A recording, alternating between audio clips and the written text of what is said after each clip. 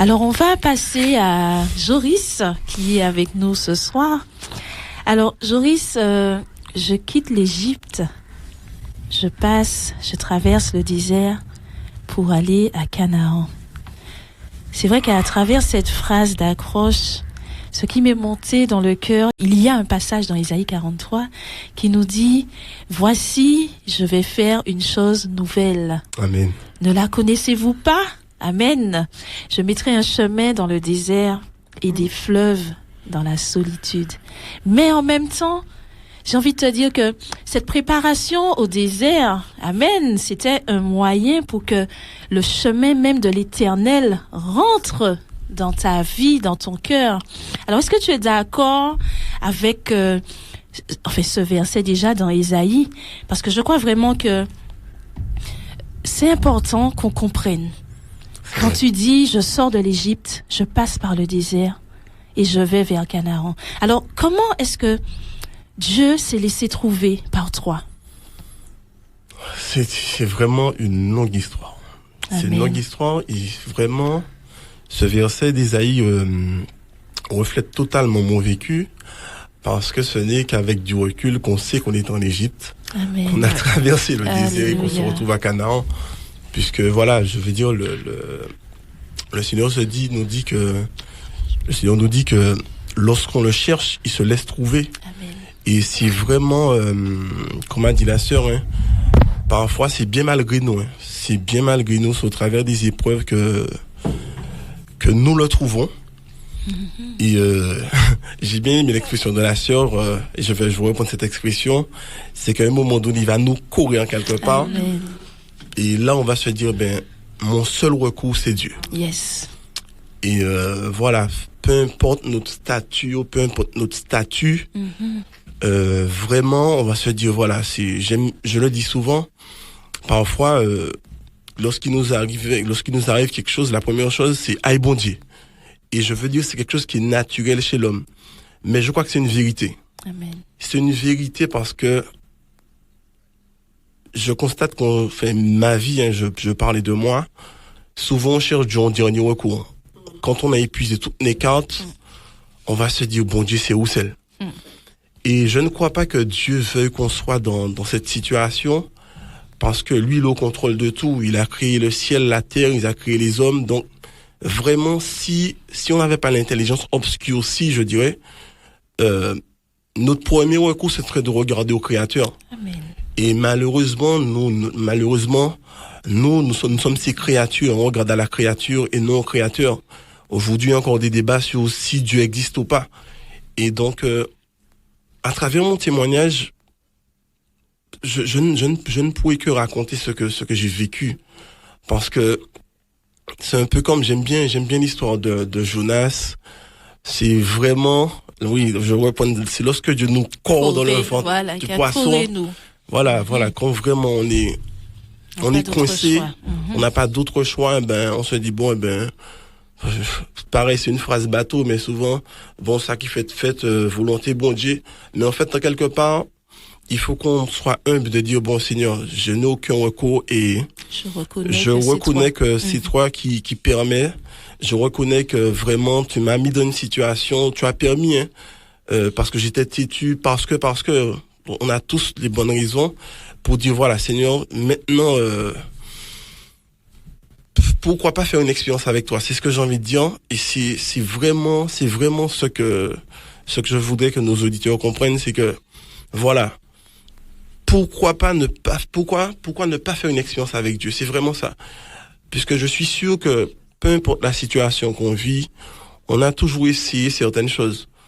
Ça a marché, ça n'a pas marché, ça a marché pour un temps, mais au final, on constate que le résultat, ça nous ramène au même point de départ. Donc, moi, je me dis qu'aujourd'hui, je suis arrivé dans un stade dans ma vie, j'ai plus envie de perdre de temps, et le Seigneur m'a conduit dans des sentiers où il y avait que deux chemins possibles: avancer ou retourner au même point de départ. Sincèrement, quand on voit qu'on a perdu suffisamment de temps dans sa vie, on ne sait vraiment pas où ça va nous mener. Moi, je dis clairement, aujourd'hui, je suis chrétien, mais la manière que le Seigneur m'a conduit à lui, il m'a conduit à lui de façon, assez, comment dire, je veux pas dire assez bizarre, mais en fait, je m'attendais pas à être là où je suis aujourd'hui. C'est pour dire que, voilà, si quelqu'un se glorifie, moi je me glorifierai vraiment d'être enfant de Dieu. Je me glorifierai simplement que le Seigneur a changé ma vie. Je me glorifierai de ce qu'il fait encore. Mais de dire que souvent quand je donne mon témoignage, je me dis oui, tu as été fort. Je ne peux pas dire que j'ai été fort.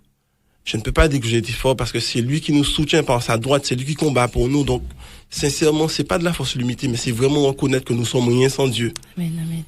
Et voilà, moi, pour mon témoignage, je m'appelle Joris. Et, écoute, je suis,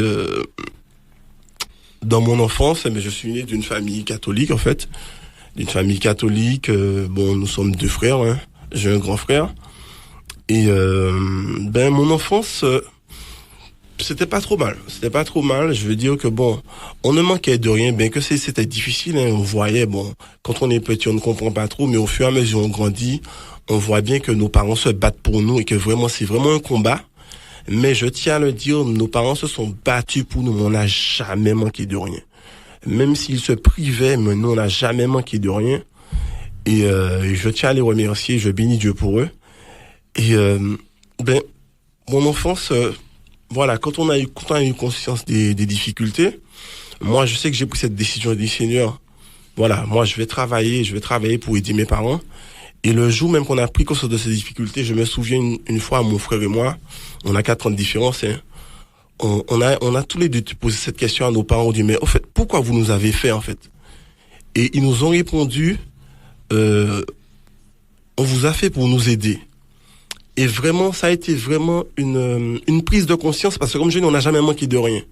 Mais c'était pas que c'était difficile, mais quand on aime nos parents, on arrive à ressentir leurs difficultés quand même. Et on ne peut pas, quand on en manque de rien, on ne peut pas ne pas les ressentir. Donc forcément, on leur a posé la question.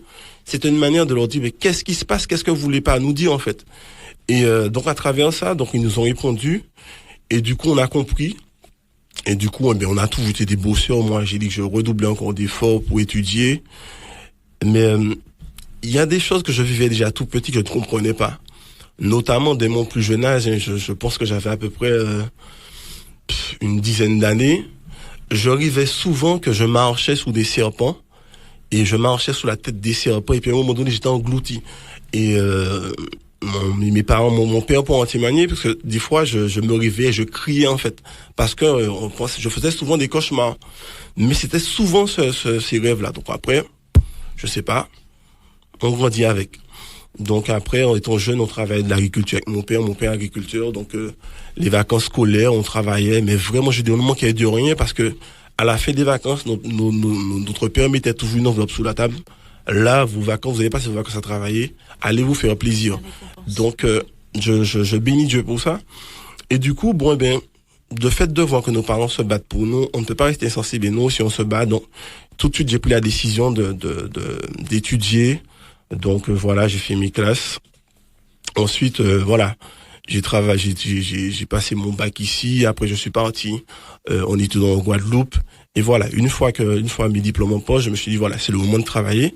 Donc, les portes se sont ouvertes pour moi en métropole. Donc, j'ai commencé à travailler là-bas.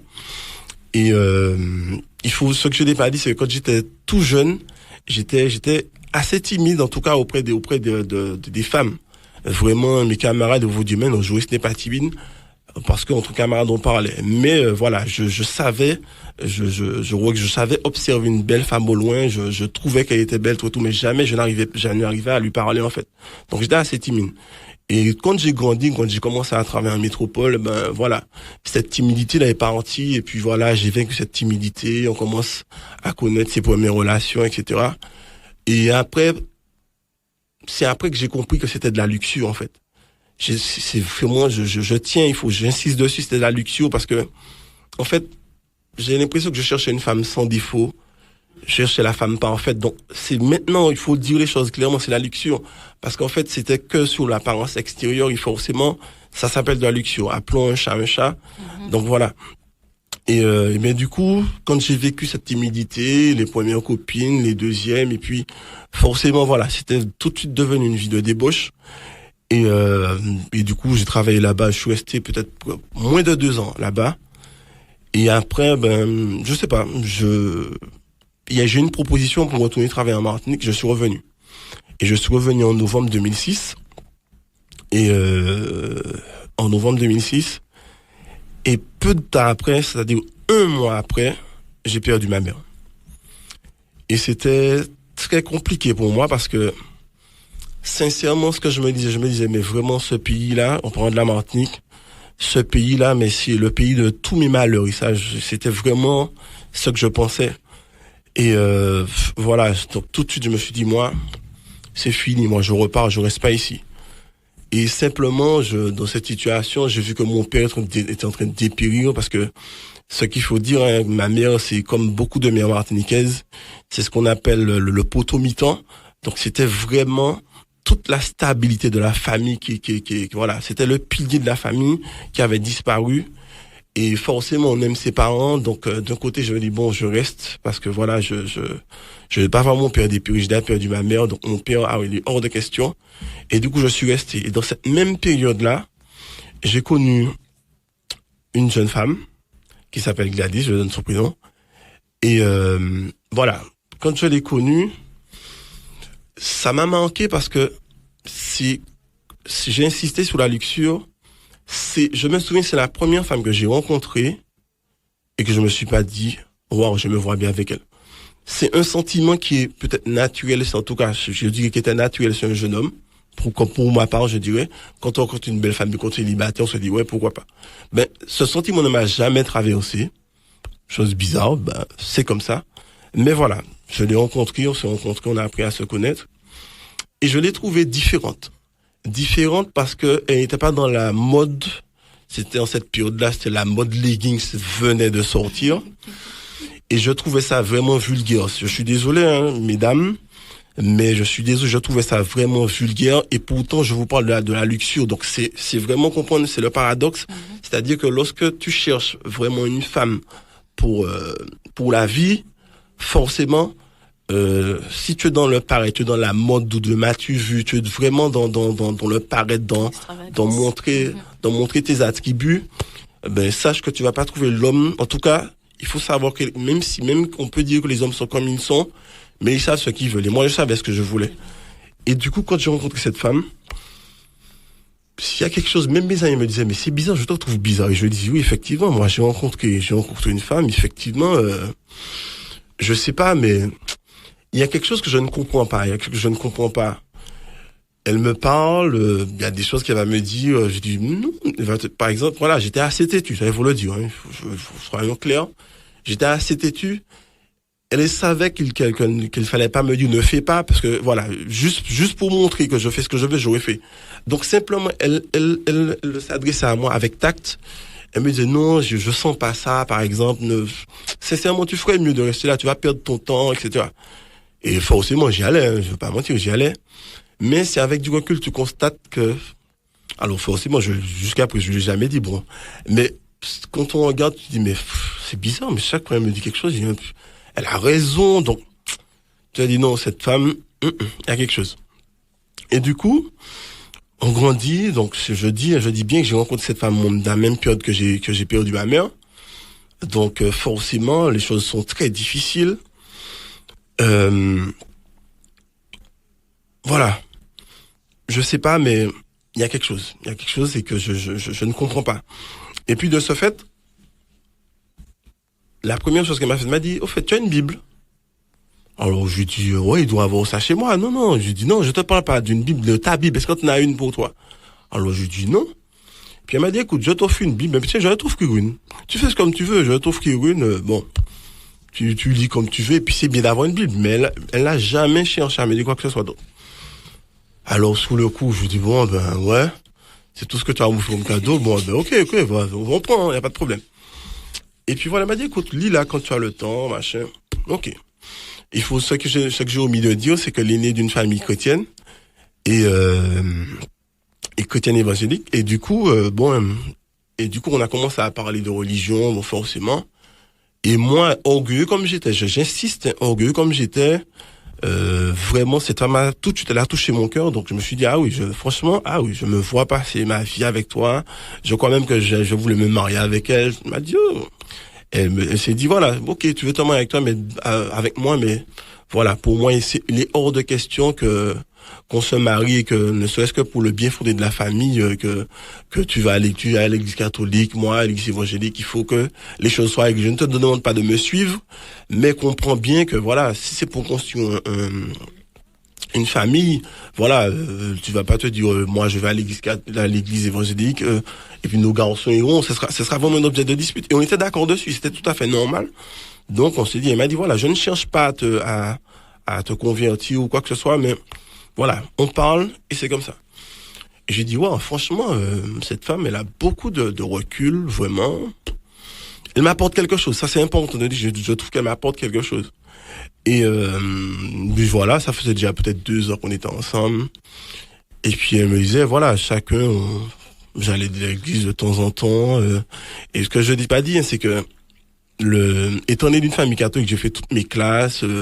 Voilà, je dirais que je n'ai jamais été loin de Dieu, mais je ne connaissais pas Jésus. Je connaissais le petit Jésus qui était dans la crèche, le petit Jésus qu'on nous apprend. Moi, je vais être clair dessus. Et du coup, je connaissais le Seigneur. Je priais, mes parents m'apprenaient à prier, ça n'y a pas de souci. Et puis un jour, il m'a dit, écoute, ça te dirait pas de m'accompagner une fois à l'église? J'ai dit, moi, je ne voyais pas d'inconvénient. Je lui ai dit, ça fait déjà 2 ans qu'on est ensemble, c'est pas une relation plate, donc oui, il faut faire des concessions, donc j'ai été, m'a invité une première fois.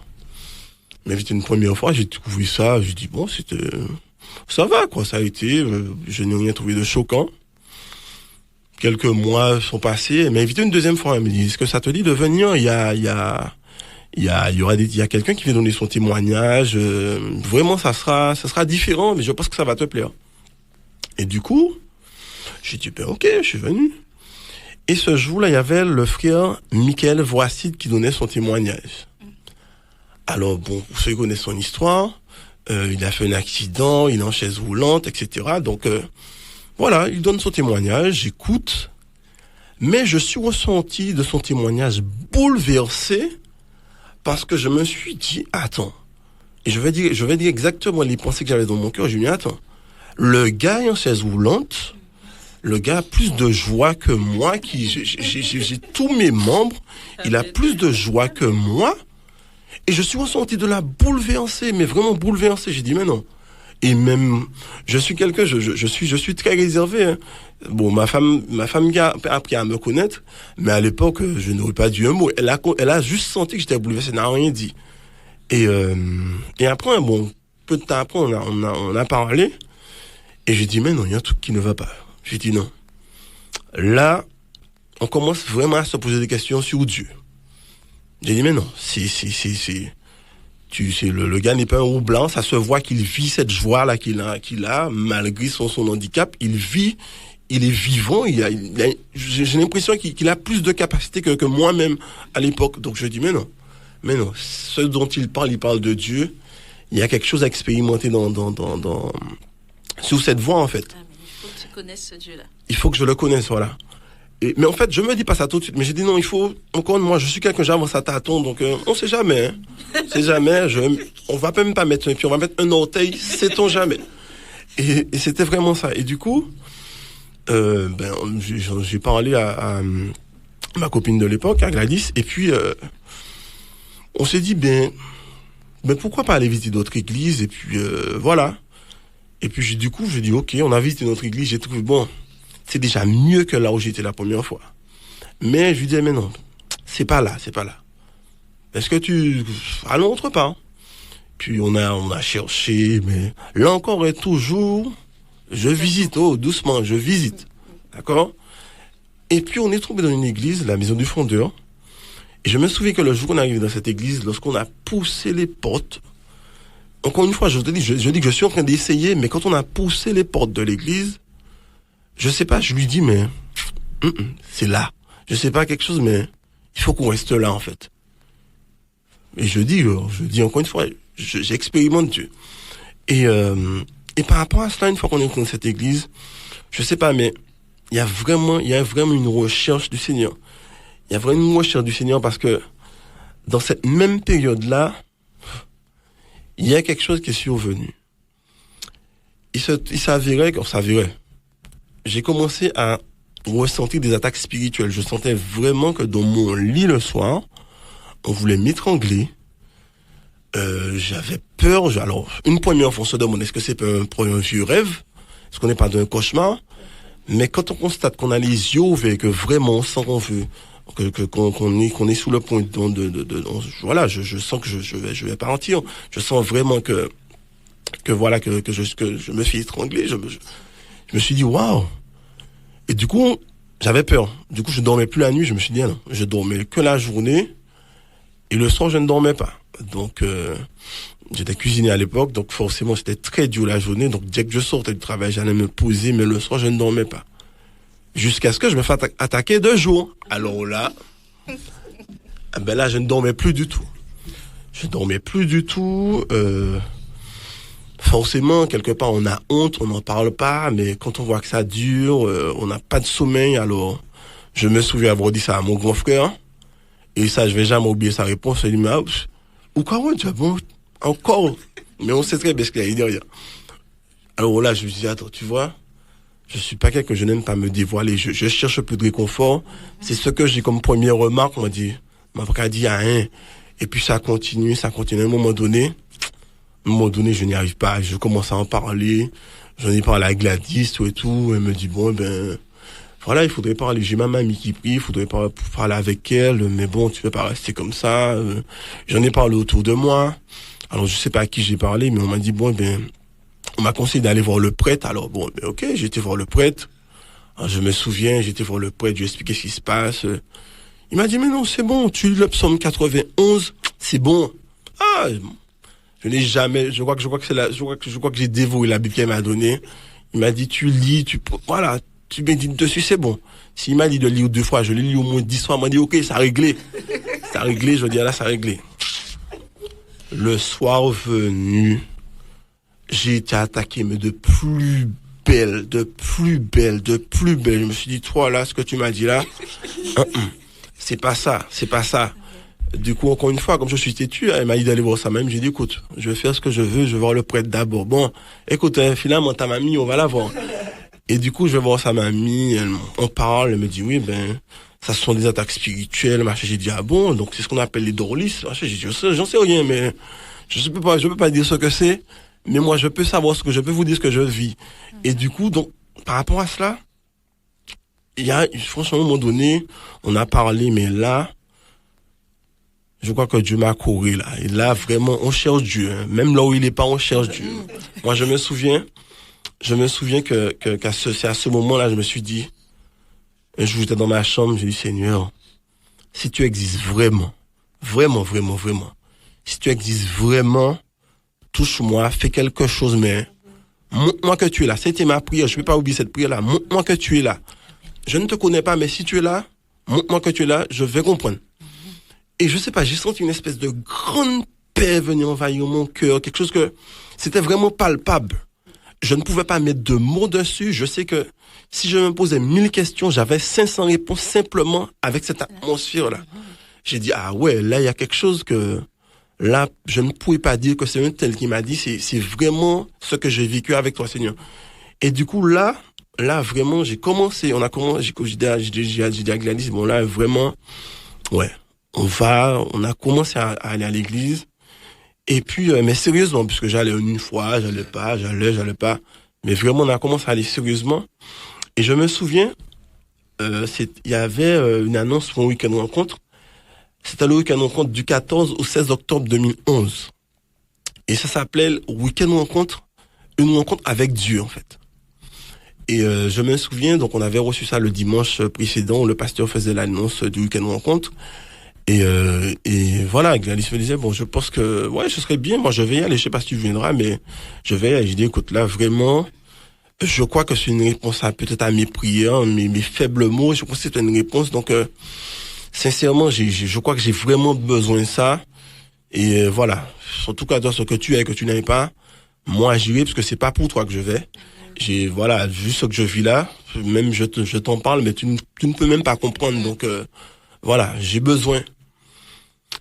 Et puis, lors de ce week-end rencontre, donc, j'ai bien aimé parce que le pasteur avait donné des consignes pour vraiment, il disait vraiment, pour ne pas passer à côté de votre week-end rencontre. Vraiment, mettez votre portable de côté. Voilà, créez une atmosphère. Ça commence le vendredi soir jusqu'au dimanche après-midi. Donc, vraiment, priez avec vos faibles mots. Mettez-vous en condition pour. Et je vous conseille que vraiment, n'allumez pas la télé, ne cherchez pas de distraction. Vraiment, essayez de rester connecté et vous ne serez pas déçus. Donc, moi, j'ai pris les choses à la lettre parce que voilà, j'en avais besoin. J'avais pas besoin de Dieu, j'avais juste besoin de sa main. Il faut le dire à cette époque-là. J'ai juste besoin de sa main. J'avais besoin qu'il agisse. Parce que, encore une fois, voilà. Quand vraiment on est, comment dire ça? Quand vraiment on est dans une situation où on n'a pas d'issue, on a besoin de la main de Dieu. Je dis franchement, c'est la main de Dieu. Des fois, on n'a pas besoin de Dieu. Il dit juste, sors-moi de là. Et on sait que c'est sa main seulement qui peut nous sortir. C'est pas parce qu'on forcément qu'on l'aime, mais on sait que c'est lui seul qui peut nous sortir. Donc moi, je vais être clair, c'est ça. Il dit, sors-moi de là. Et je me souviens, après ce week-end rencontre, j'ai vraiment été touché, j'ai beaucoup pleuré. Et à la fin du week-end rencontre, il y a une voix qui ne me quittait plus. Et cette voix dans mon cœur disait ceci: dis-lui la vérité, ou tais-toi à tout jamais, mais c'est pas fini. Alors forcément, je me donne 2 claques, mais façon de parler, je me dis, c'est quoi ça encore là? Et donc, tu regardes à droite, à gauche, tu as personne, mais cette voix-là ne te quitte pas. Je suis assez têtu, je ne dis rien, mais cette voix-là devient plus intense, ça devient envahissant, ça ne te quitte pas, et ça a vraiment l'air de quelqu'un d'invisible, qui vous parle à l'oreille, et voilà. Comme si on a un casque, en fait, et cette voix ne nous quitte pas. À un moment donné, j'ai dit, ouais.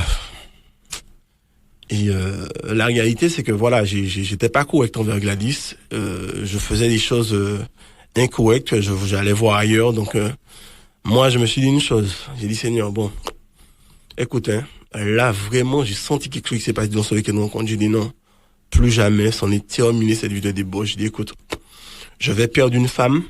Je vais perdre celle-là en tout cas. Mais je sais que tu vas me donner une, et au moins celle-là, je saurais la respecter. J'ai dit, c'est pas grave. C'est pas grave parce que voilà, je ne pouvais pas parler de foi à cette époque parce que pourtant, ce qu'il disait, c'était clair. Dis-lui la vérité ou tais-toi déjà, mais c'est pas fini. Moi, je sais que voilà, je me suis dit que le jour où j'aurai des enfants, je ne me vois pas séparé de la mère, etc. Je vais prendre le temps de choisir, d'avoir la bonne personne avec moi pour construire une famille ou qu'on soit unis, en fait. Et de ce fait, voilà, c'est tout un processus on réfléchit, on se dit, mais non. Ça vaut pas le coup. Perds une, mais ne perds pas ta vie. Perds cette personne-là, mais voilà, au moins tu sais que tu veux faire quelque chose de valeureux de ta vie, en fait. Donc c'était vraiment ce sentiment. Et du coup, je lui dis la vérité. Alors bien entendu, sur le coup, bon, c'était assez compliqué pour elle d'accepter. Mais bizarrement, le soir, je me sens sale. On avait fait du covoiturage, donc je la dépose chez elle et je pars en fait. Et du coup, c'est elle qui me rattrape, parce que je suis même pas rentré chez les parents. C'est elle qui me rattrape. Moi, je veux pas monter de la voiture. J'ai dit, écoute, fais ta vie, je veux pas rentrer parce que voilà, je me trouvais, je suis ému quand je dis ça, mais vraiment, je disais que voilà, je comprends pas. C'est moi qui t'ai fait du tort et c'est toi qui me cours après, mais ça n'a pas de sens, voilà. Je suis désolé, mais voilà, je t'ai déjà fait suffisamment de tort, je ne comprends pas, en fait. Je dis, mais c'est quoi ça encore? C'est quoi ça? Mais, y a pas de sens, puisque, oui, tu m'as donné une bonne baffe, tout ce que tu veux, oui, c'est normal. Mais là, que tu me cours après, machin. Voilà. Mais pourtant, ce que j'insiste, c'est qu'elle était triste. Mais dans cette tristesse-là, j'insiste, dans cette tristesse-là, elle a trouvé la force, surtout, de revenir vers moi, tout. Je dis, mais c'est quoi ça? Je comprends pas. Et puis, eh bien, franchement, on s'est dit, voilà.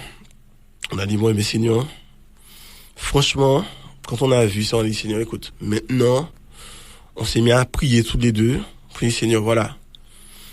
Je trouve que vraiment, ce qui se passe là, ça me dépasse, ça nous dépasse, mais vraiment, là, on ne veut plus rien faire sans toi.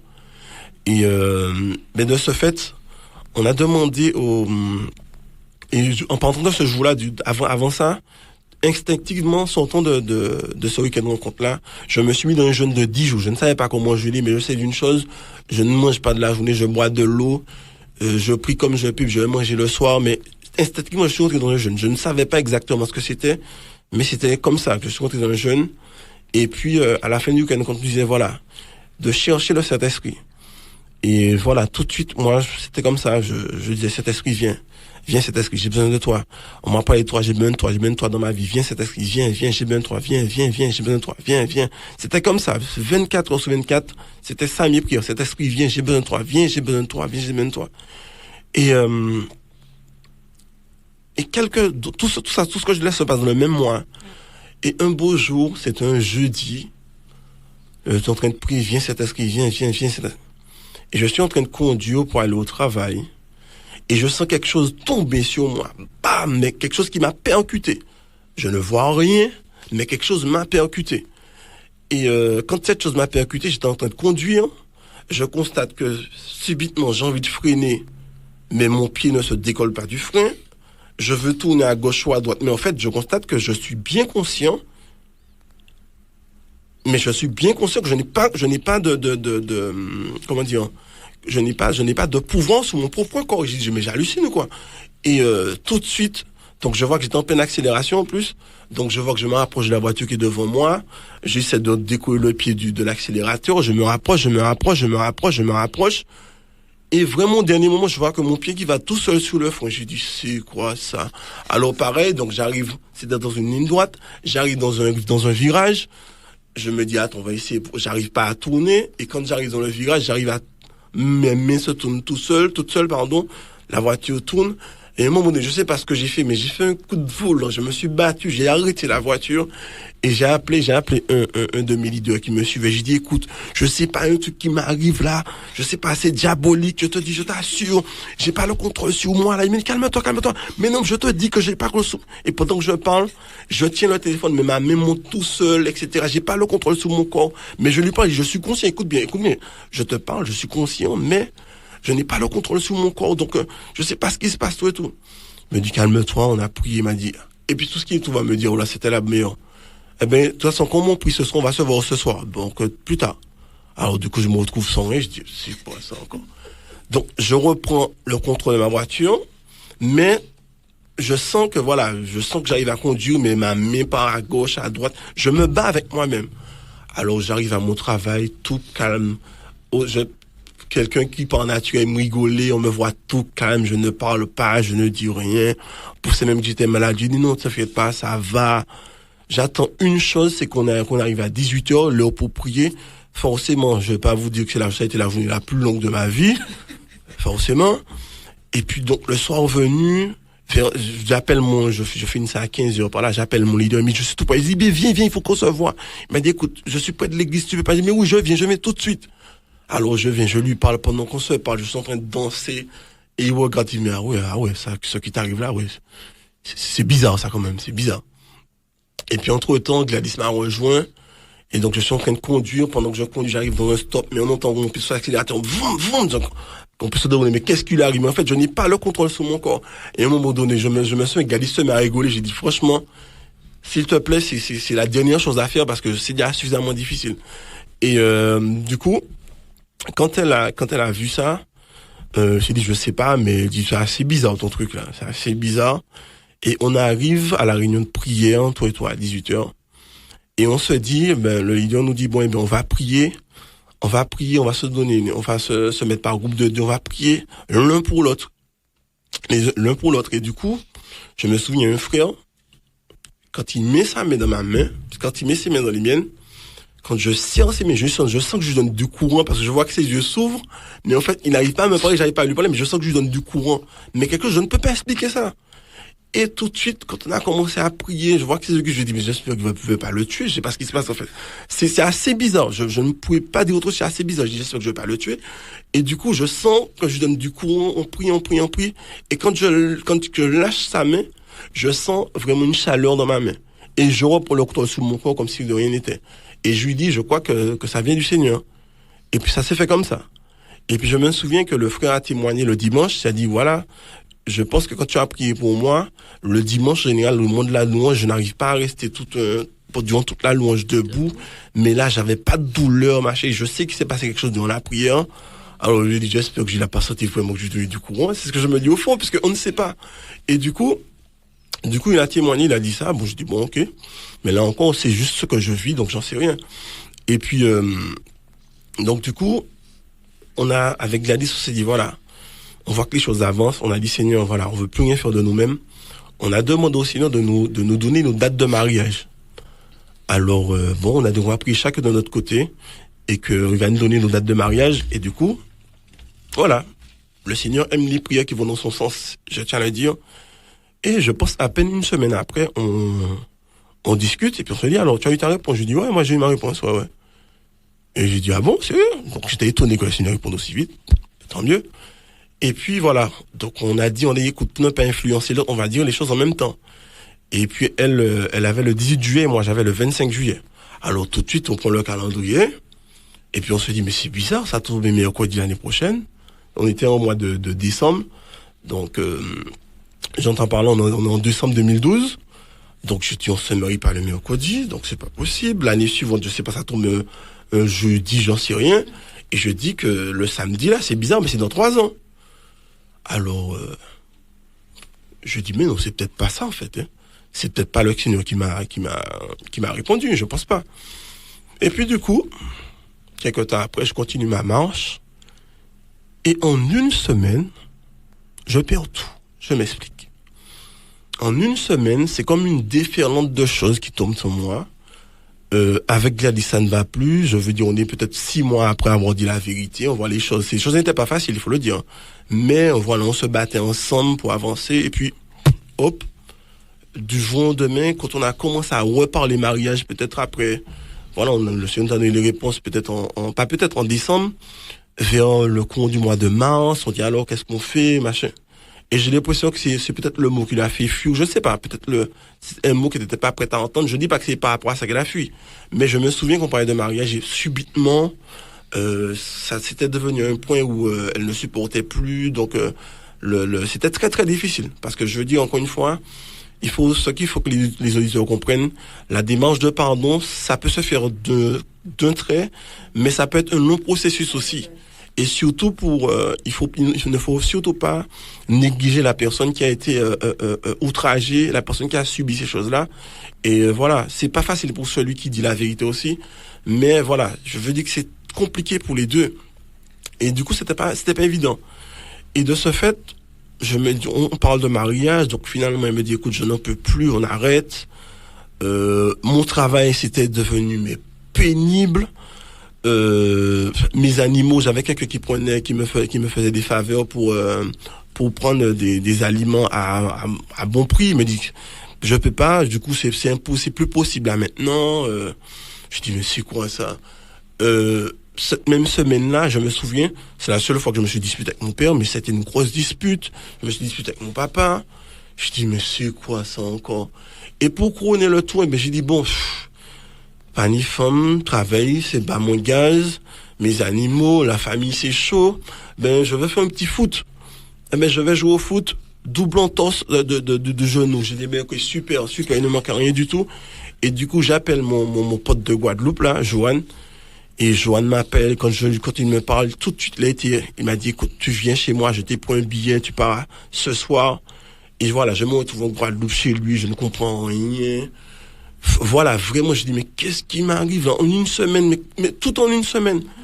Alors bon, après, tu reprends tes esprits, je suis parti peut-être une semaine en Guadeloupe, et je reviens, donc du coup, je parle de ça à mes leaders, tout et tout, ils me disent, voilà, quand je leur parle, ils me disent, Job.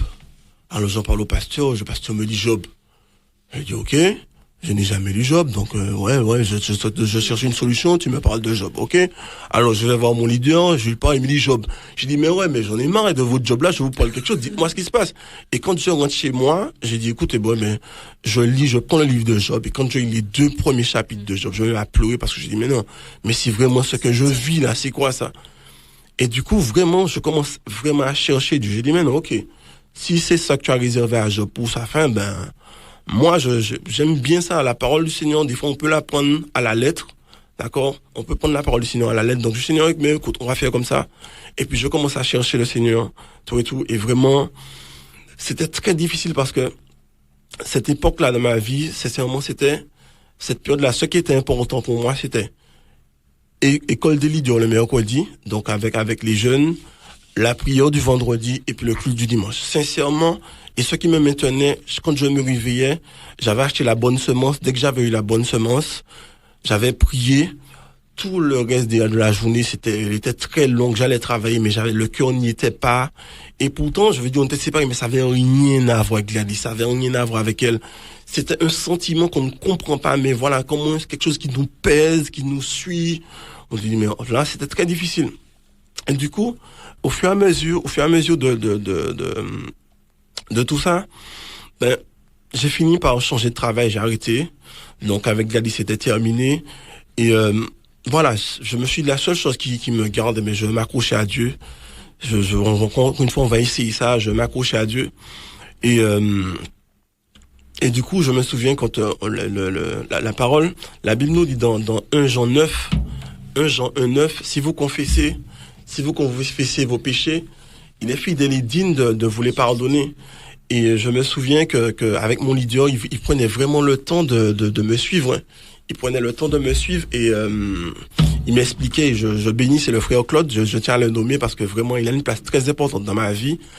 Et voilà, c'est un jeune de mon âge, mais quand je l'ai rencontré, d'ailleurs, ce que j'ai pas dit, le jour du week-end rencontre, c'est vraiment lui qui nous a consolé, lui et son épouse, et on a vraiment senti de l'amour, mais c'est un amour qu'on ne peut pas décrire, mais vraiment ça venait de Dieu, et vraiment il a décidé de nous suivre.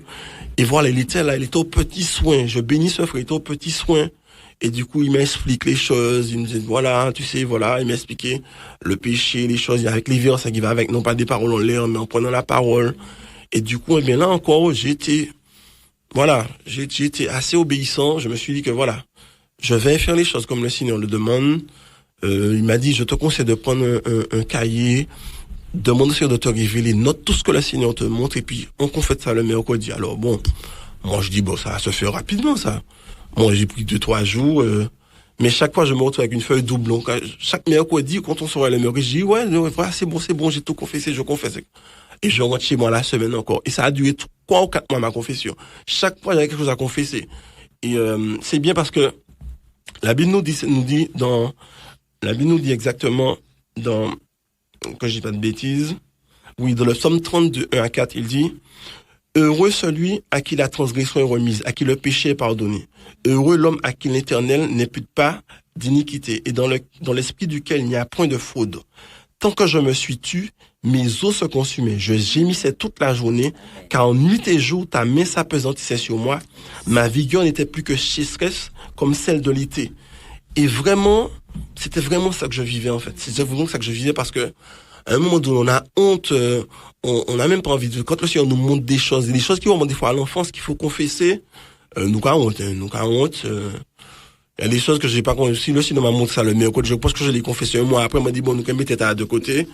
Et quand vraiment tu vois qu'en fait, plus tu te confesses, plus tu es libre. Eh ben, là, tu confesses tout. Tu demandes au Seigneur, c'est quoi ça a pris aussi autant de temps? Parce que je dis au Seigneur, montre-moi tout. Je ne veux rien rater. Donc, tu me montres tout. Et du coup, j'ai confessé mes péchés, et puis je voyais que je grandissais, je voyais que vraiment que l'amour du Seigneur m'avait envahi, que vraiment, on commençait à avancer, quoi. Et forcément, je dis au Seigneur, bon, il y a un truc que je ne comprends pas là dans tout ça. Moi, j'aime, franchement, j'aime quand les choses sont vraiment authentiques et il faut pas qu'il y ait de demi-mesure. Donc, je dis, Seigneur, si tout ce que je fais là, je confesse mes péchés, tout ça, ça vient de toi, il faut pas oublier d'où ça part. Tu m'as dit que dis-lui la vérité, etc. Donc, on m'a pas encore oublié ça non plus. Mais maintenant, à l'heure actuelle, elle n'est plus là. Donc, voilà, qu'est-ce qui se passe? Et je me souviens que là encore, le Seigneur m'a conduit vers un jeune. Et j'ai dit au Seigneur, écoute, on m'a dit, là on m'a conseillé, demande au Seigneur un rima pour ta situation. Et je me souviens que le Seigneur m'a donné Ésaïe 30:15. Il dit, ainsi parle le Seigneur, c'est dans le calme et la tranquillité que sera votre salut. C'est dans le calme et la confiance que sera votre force. Mais il est marqué la phrase suivante, mais vous l'avez pas voulu, dit l'Éternel. Ah, j'ai dit, Seigneur, moi je le veux. Mais je dis ça, c'est un verset qu'il m'a donné, mais qui était plus dans l'agitation que moi, il n'y avait pas. Donc, le Seigneur te donne un verset, je dis, waouh, super, le repas, parce que ça n'a rien avec ce que je vis là, donc, merci. Et du coup, je l'ai noté. Et puis, voilà, donc, tout ça encore, il a commencé à transformer. Je vois que dans ma famille, ça commence à vraiment aller mieux. Je change de travail. Je dis, bon, ok, pourquoi pas. Je vois que les choses commencent ils commencent à rebâtir, puisque la Bible te dit que voilà, c'est sous d'anciennes ruines que je rebâtirai. Et donc on voit vraiment que le Seigneur commence à reconstruire. Donc tout doucement, on se laisse guider, parce qu'on dit, bon, de toute façon, c'est pas moi qui suis au contrôle, donc, mais on voit le résultat. Donc on se dit, bon, je continue. Et voilà, donc du coup, on avance. Et puis, voilà, comme dit la sœur, il y a les choses anciennes qui reviennent, en fait. Les choses anciennes reviennent. Et je me souviens, ça m'a marqué parce que je me souviens, j'étais dans mon travail, et puis il y a des collègues, bon, il y a forcément des collègues qui ont plus d'affinité que d'autres. Et je me souviens un jour, ça m'a marqué parce qu'il y a un collègue qui vient de me voir. Je sais pas si c'est un lundi ou un mardi, bref, en tout cas, je sais que la veille, j'étais pas là. Et le lendemain, un collègue qui vient me voir dit, ah oui, il va falloir que tu me présentes ton cercle de copines, là, parce que voilà, il y a quelqu'un qui est venu demander pour trop au travail. Je dis, c'est quoi cette connerie encore? Quelqu'un qui doit me demander pour trop au travail. Donc, moi, je pense à quelqu'un que je connais, une connaissance. On ne pense pas au mal. Donc, du coup, je me dis qui ça peut être. Donc, toutes les descriptions que j'ai de mes amis proches, filles, ça correspond à aucune d'elles. Alors, quand on me dit qu'elle est haute de taille, j'ai dit, alors là, là, du tout, je ne connais pas de femme haute de taille, etc. Donc, dans la description, vraiment, je ne sais pas. Et puis, je sais pas comment ils ont fait. Alors, quand c'est un collègue, je dis, bon, écoute, je sais pas. Mais quand des collègues qui n'ont pas, avec qui vous n'avez pas d'affinité, commencent à te dire la même chose, il faut que tu aies ton cercle d'amis, j'ai dit, alors là, je sais pas, mais cette personne doit être exceptionnelle, j'en sais rien. Et j'avais bien compris, j'ai fini par comprendre que c'était vraiment parce que il y a un collègue qui me disait que voilà, mais j'ai même son Facebook, mais je vais te montrer, j'ai dit, écoute, moi qui sais, je te dis si je sais pas. Quand il a recherché sur Facebook, il m'a dit, écoute, je ne la vois plus du tout. Et selon la description, c'était vraiment une très belle femme, et j'ai vraiment compris que l'ennemi avait envoyé ça dans mon travail, parce que je ne sais pas qui c'est, et surtout que le Seigneur m'avait vraiment protégé, parce que je n'étais pas là. Donc je dis merci Seigneur. Et pour montrer que voilà, vraiment l'ennemi envoie des choses. Et du coup, voilà, je continue à avancer. Et je me souviens pour ce travail, je dis au Seigneur, voilà, vraiment ce travail-là, je ne sais vraiment pas comment faire. Voilà, j'étais cuisinier, là maintenant je me retrouve dans la formation. Donc voilà, c'est vraiment passer du coq à l'âne, puisqu'il y a une partie théorique, etc. Donc je ne sais pas comment faire. Et je me souviens lors de l'entretien, le Seigneur me donne, je dis Seigneur, encore une fois, donne-moi un rima pour savoir si je dois y aller, ce que je dois faire, parce que là encore, j'irai pas sans toi. Et il me donne ce verset, il me dit, écoute, c'est lorsqu'il nous parle du riche, en fait. Il y avait un riche qui disait, moi j'ai déjà tout donné, je donne ma dîme, etc. Et puis il y avait un pauvre qui a juste mis tout ce qu'il a.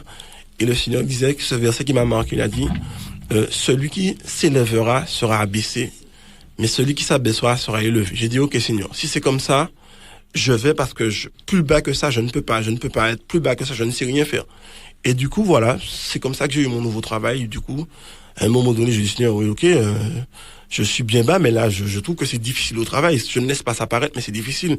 Et je me suis dit, quoi, Seigneur, bon, bien, donne-moi encore une autre climat. Je fonctionne comme ça avec le Seigneur. Il m'a donné cette parole. Il me disait, nul ne se souviendra des débuts difficiles de Zorobabel. Je dis, bon, ok, je peux m'accrocher sur ça. Donc, je me suis accroché dessus. Et par rapport à ça, vraiment, j'ai vu les choses changer, en fait. J'ai vu les choses changer, donc le Seigneur a commencé à restaurer ma relation avec ma famille. Il a commencé par me donner un nouveau travail. J'ai parlé du travail, la famille. Voilà, je commence à reprendre goût à la vie. Mais forcément, ce qu'on attend le plus, c'est la promesse, ça, il faut le dire. Et mais dans tout ça, j'ai compris que le Seigneur a un processus un processus pour la restauration qui guide la bénédiction. Et je tiens à insister dessus parce que là encore, c'est ce que j'ai vécu. Dans ce processus-là, il y a des choses il faut éviter. Je veux pas, il faut éviter. Mais il y a des choses que le Seigneur nous conduit à faire sans se poser de questions, parce que la Bible nous dit une chose: vos pensées ne sont pas mes pensées, vos voix ne sont pas mes voix. Et je me souviens une chose très difficile que le Seigneur m'a demandé de faire. Le Seigneur me demandait d'aller demander pardon à une amie collègue à ma femme. J'ai dit, mais attends, je sais que c'est une collègue à ma femme, mais bon, je lui ai déjà dit bonjour, je pense pas avoir discuté avec elle, je vois pas pourquoi je vais lui demander pardon. Mais encore une fois, quand on sait comment le Seigneur nous apprend, comment il nous parle, et on voit vraiment que ça reste sur notre cœur. Donc, à un moment donné, tu dis, bon, je vais obéir. Mais je dis au Seigneur, par contre, mon père, mon père, moi, non. Et puis, là encore, je retourne, là où j'ai entendu l'évangile pour la première fois. Je dis, tiens, je vais les visiter pour une fois. Et puis, Dieu fait que c'est le mari de cette dame qui prêche. Je dis, je vais profiter de l'occasion, j'ai lui demandé pardon, et puis voilà, le Seigneur m'a aidé. Tout ça pour nous dire que dans nos faiblesses aussi, il nous aide. Donc, c'est important de le dire. Et après, donc, à un moment donné, pareil, j'ai cherché à reconstruire ma vie, parce que ce que je suis en train de dire là, il y a, entre la promesse et au moment où je parle, il y a déjà facilement 2 ans qui se sont écoulés. Donc, en 2 ans, on se dit, c'est peut-être pas ça, on se pose des questions, et puis on cherche à reconstruire sa vie, mais le Seigneur dit non. Donc, à un moment donné, je dis, je sais plus où donner la tête, parce que le Seigneur, regarde, je ne suis pas resté dans la sainteté, donc, est-ce que ces promesses-là, c'était pas pour un temps, etc., est-ce que c'est pas une saison? On se pose tellement de questions. Et je n'étais voir un frère, le frère Thierry, qui est l'un de mes pères spirituels, comme le frère Claude. Et je lui dis, écoute, voilà, vraiment, je veux, voilà, voici ce qui se passe, voilà, j'ai eu tout raconté. Il m'a dit, écoute, le Seigneur ne tient pas compte des temps d'ignorance, d'accord? Maintenant, on va prier, et on va dire au Seigneur, on va faire cette prière, on va dire, Seigneur, si cet amour qui t'envahit vient de Dieu, qu'il la multiplie, voilà, qu'il la double, mais si cet amour ne vient pas de toi, qu'il l'enlève. Alors, s'il a dans ces prières, la double dans mon cœur, je dis, Seigneur, tu mets ça au centuple. Alors, forcément, dans les jours qui suivent, quand je me suis senti envahi, je dis, Seigneur, c'est bon, j'ai compris, c'est bien ça, ok. Mais j'étais envahi par un amour pour cette femme qui ne voulait plus voir ma tête, il faut le dire, ne voulait plus voir ma tête. Je lui dis, mais écoute, souviens-toi, on a demandé au Seigneur des dates, etc. Il n'était plus question de date, frère, fais affaire, vous, allez. Et il n'était plus question de date. J'ai dit, mais écoute, regarde, je sais que tu pries, demande au Seigneur. Elle a jamais voulu demander. Donc là encore, on voit qu'on tâtonne. Et c'est là que le Seigneur j'ai dit au Seigneur, voilà, trop de personnes connaissent notre histoire, donc voilà. Donc il faut faire quelque chose. Donc j'ai parlé d'ici dans l'obéissance, mais aussi, il y a aussi des actes de foi. Des actes de foi, avant de parler des actes de foi, le Seigneur m'a appris à être fidèle dans la dîme. Ça, c'est important ce que je dis, parce que on veut, si vous étiez comme moi, je parle aux auditeurs, si je parle à quelqu'un ce soir, si vous étiez comme moi, vous cherchez la main de Dieu et pas Dieu, vous avez sans doute vécu ce que je suis en train de dire. Donc, vous savez de par vous-même que vous êtes dans cette situation, mais vous l'avez vécu. Donc, je sais qu'au moins que je parle à quelqu'un. Et à travers ça, je cherche la main de Dieu, mais le Seigneur m'a appris vraiment que, regarde, il y a un sacrifice à payer, il y a vraiment un prix à payer. J'ai payé le prix à la croix, donc il y a un prix à payer. Et le Seigneur m'a vraiment appris à être fidèle dans les dîmes. Donc forcément, quand on voit le prix qui sort là, les premiers mois, on se dit, what? C'est difficile. Non, je le dis, hein, parce que ça se fait. Certains donnent avec amour. De comment je parle de moi, ça ne s'est pas fait comme ça. Je dis, Seigneur, limite au cas doué, franchement, ça arrête. Non, je parle franchement. Mais au fil des mois, il nous apprend à faire ça. Et puis, ça devient vraiment la première chose qu'on a envie de faire, etc. Donc, il m'a vraiment appris à être fidèle. Et puis, vraiment, dans la dîme, il me redonnait plus que ce que je donnais à travers le travail, à travers toutes sortes de bénédictions. J'ai dit, mais merci Seigneur, au moins tu m'as appris quelque chose. Donc, j'ai parlé de l'obéissance, j'ai parlé de la dîme. Mais maintenant, c'est ça. Quand on sort de l'Égypte, qu'on passe par le désert et qu'on veut entrer dans Canaan, c'est bien pour ça que ça résume bien mon histoire. Canaan, c'est un pays qui rentre par la foi, en fait. Et il faut poser des actes de foi. Donc, je me souviens que, pareil, le Seigneur me disait j'ai dit, mais qu'est-ce que je peux faire? Il m'a mis à cœur d'acheter un bouquet de feuilles, d'aller livrer au travail de Gladys. Alors, il m'a dit, Pourtant, les boutiflettes à servi moins senti. J'ai acheté un bouquet de fleurs, j'ai payé la livraison, j'ai dit, livrez-moi ça. Non, quelqu'un par le Seigneur me dit, c'est pas ce que je t'avais demandé, mais bon, on voit que tu as fait quelque chose, mais c'est pas ce que tu avais demandé. Et puis, j'ai dit, bon, quand je vois que, voilà, ça fait déjà 2 ans, j'ai dit, Seigneur, mais attends, quand j'avais regardé mon calendrier, je crois que tu avais raison, ça fait 3 ans, donc, comment ça se dit, là, ça fait moins d'1 an de la date qu'il nous a donnée, on se parle toujours pas, peu importe ce que je lui dis, elle veut rien entendre. J'ai dit, écoute, Seigneur, bon, là, j'en ai marre, vraiment, j'en ai marre. Utilise quelqu'un, j'ai changé ma façon de prier. Là aussi, il faut pas essayer d'acheter notre façon de prier parce que des fois, j'ai constaté ça, si je parle de mon témoignage, souvent de mon Seigneur, mais pourquoi, si, pourquoi? Et on demande jamais au Seigneur, mais comment sortir de là? On veut toujours savoir pourquoi, comme si le Seigneur a des comptes à nous rendre. Et à ce moment donné, je sais pas, le Seigneur m'a mis à cœur de changer ma façon de prier. Et j'ai dit, Seigneur, maintenant, utilise quelqu'un qui ne me connaît pas, qui ne connaît pas cette jeune femme, mais qui lui disent que je suis son mari, en fait. Et ce que j'entends dire là, si on est à moins d'1 an du mariage, je sais pas, mais je l'ai su vraiment un peu plus tard, que à peine fait cette prière-là, le Seigneur avait répondu à mes prières. Parce que je l'ai su peut-être un mois avant notre mariage. C'est une amie qui lui dit, mais oui, mais tu te souviens pas que c'était vers le mois de septembre, par là, je t'avais dit on avait été dans un séminaire, tu avais dit, ouais, mais toi là, tu vas te marier vers juillet, août. Et je me souviens quand on en a discuté après, quand on lui a dit ça, elle a dit, bon, je sais pas, parce qu'il y a personne, mais elle m'a dit, elle a eu cette réaction dans son cœur en se disant, je suis sûr d'une chose, je sais que c'est pas un jour, alors là, moi sûr, si moi qui m'aille, moi, ça faisait pas. Et puis, du coup, on continue, chemin faisant, le Seigneur permet de produire des actes de foi. Je me souviens, j'ai été acheter l'alliance que j'ai offert à ma femme. Et je me souviens, le jour où j'ai acheté cette alliance, c'est une belle anecdote parce que la vendeuse, je dis, faites-moi avoir vos doigts là, s'il vous plaît. Non, c'est pas, mais est-ce que vous pouvez demander à votre collègue, elle dit, mais pourquoi c'est bizarre, mais pourquoi vous voulez voir nos doigts, machin? J'ai dit, non, mais faites venir votre. Elle dit, mais non, c'est pour une demande, c'est une surprise, mais quoi, il y a rien du tout. On va pas en la fois, mais c'est fragile, je le dis, c'est fragile. Et du coup, je vois quelqu'un qui a quasiment les mains de la. Je dis, oui, vous voyez, je pense que c'est pour une surprise. Donc, il faut que vraiment la surprise soit totale. Donc, je pense que vos mains correspondent, tout et tout ça va aller. Et puis, elle m'a dit, félicitations. J'ai dit, merci.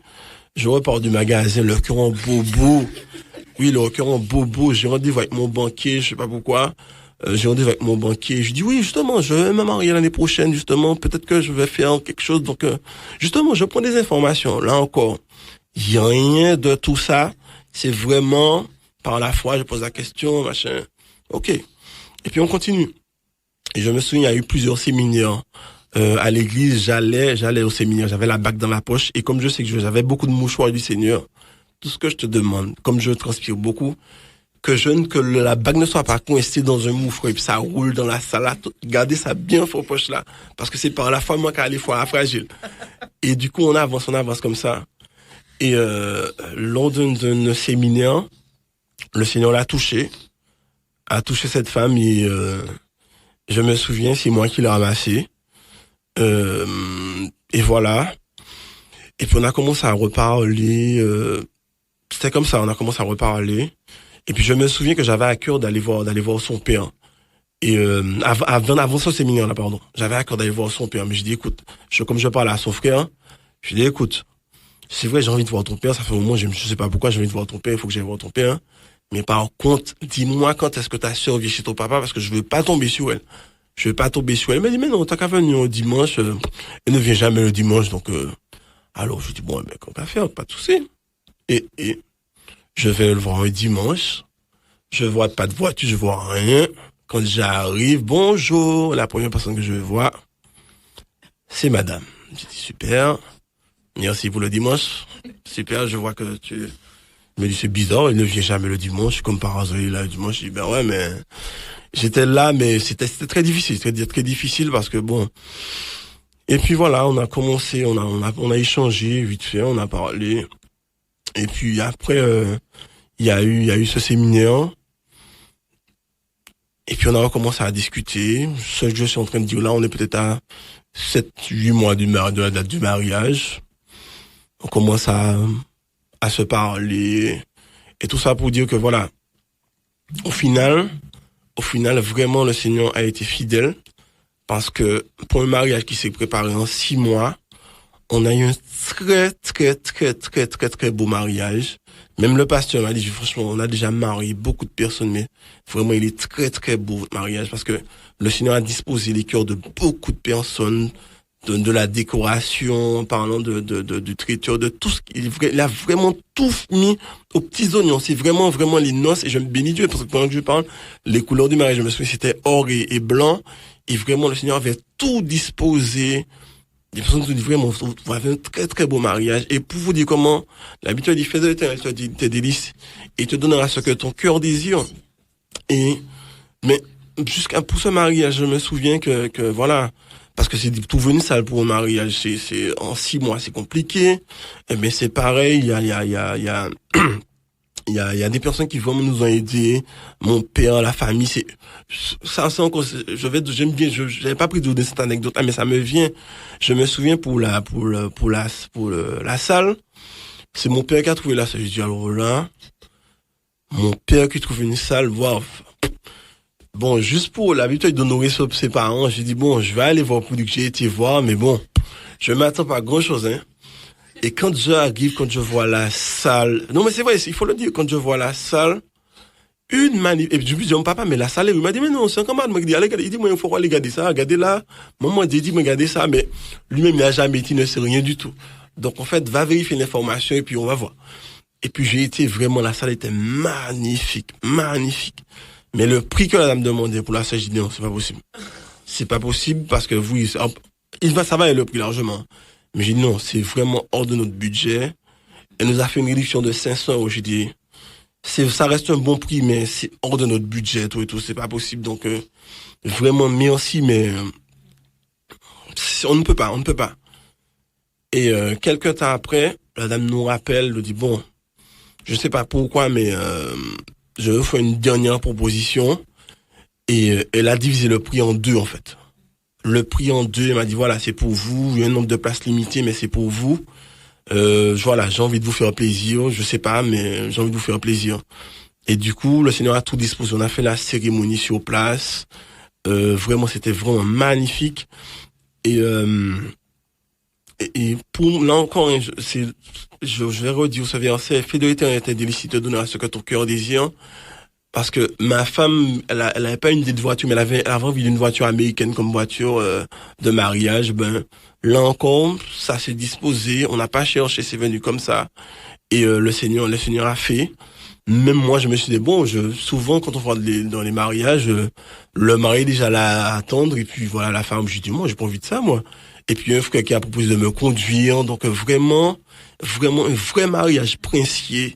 Et vraiment, je dis qu'en fait, le Seigneur a tout disposé, mais même au jour du mariage, hein, je veux dire, il y a eu beaucoup de difficultés, beaucoup de difficultés. On m'appelle la salle que j'ai réservée, la cuisine que j'ai réservée, il y a plus de courant, la sono est en retard, tout ce qu'on veut. Même moi, j'avais acheté des légumes au marché, je sais pas comment j'ai fait, le truc a mûri. Donc, la veille de mon mariage, j'ai pas dormi à 2 heures du matin, j'étais au marché de Fort-de-France pour acheter des légumes. Ma femme me dit, mais tu rentres à quelle heure? Je dis, ben là, je viens de rentrer, j'ai pas dormi, etc. Et je lui ai dit, écoutez, à un moment donné, j'avais marre. Je lui ai dit, écoutez, moi, je vous donne jusqu'à 11 heures. Tout ce qu'il y a, je vais gérer jusqu'à 11 heures. La cérémonie, c'était à 14 heures. J'ai dit, jusqu'à 11 heures, vous avez toute mon attention. À partir de 11 heures, on avait délégué quelqu'un, je dis, à partir de 11 heures, vous démerdez. Il n'y a pas de sono, on va parler, on va faire, mais ça va se faire. Et il n'y avait pas de somme. Nous, on avait promis une méridienne. Rien du tout, rien, mais vraiment un mariage princier, mais tout a été disposé. On n'a rien commandé. Tout a été disposé. Et vraiment, on arrive à 14 heures. Et tout est parfait.